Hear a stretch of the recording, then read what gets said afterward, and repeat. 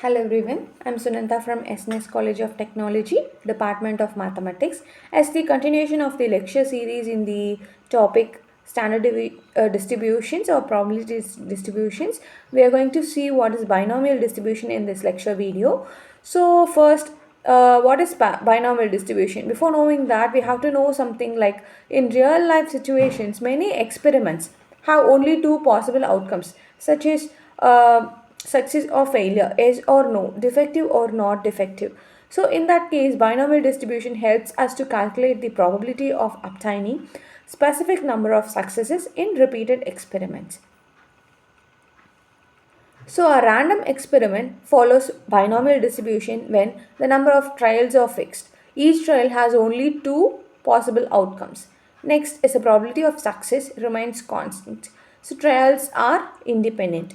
So for this type of functions, we use the formula P of x is equal to ncx p power x q power n minus x, or 1 minus p power n minus x, where this n stands for number of trials, x stands for number of successes, and p stands for probability of success, and this q stands for probability of failure.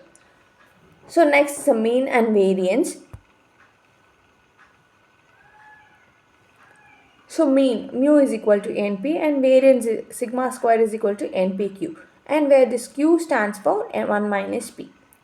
So next is a numerical example. So next is a company test for 10 products. Like, let us see how this is applied in binomial dt based.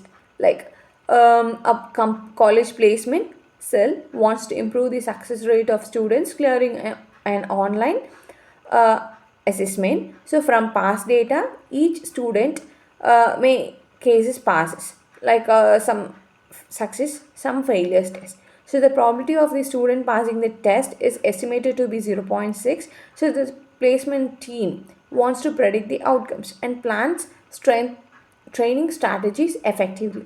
So here what they can do is, so each student's attempts is independent of each other.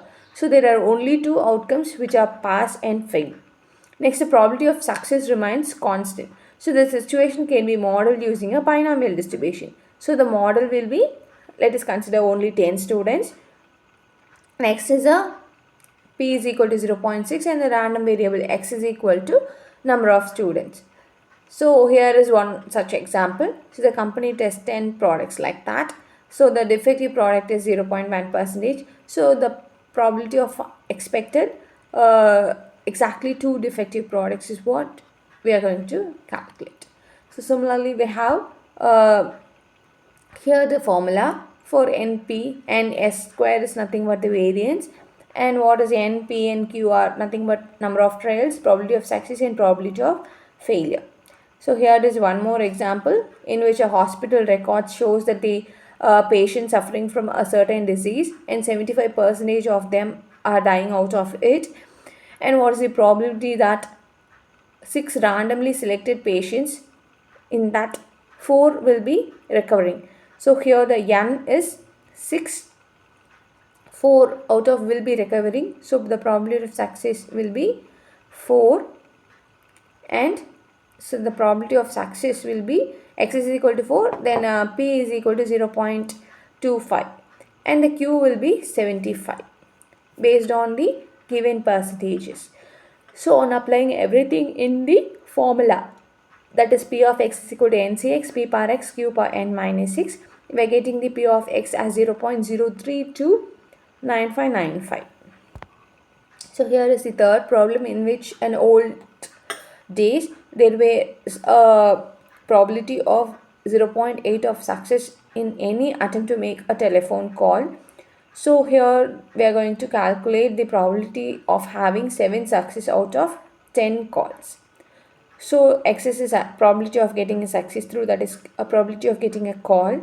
Next, p is equal to 0.8, q will be 0.2, and the probability of success we are expecting it as 7, and the total attempts is 10. So on applying this in the formula, p of x is equal to ncx p power x q power n minus x, we are getting it as 0.201 as the answer.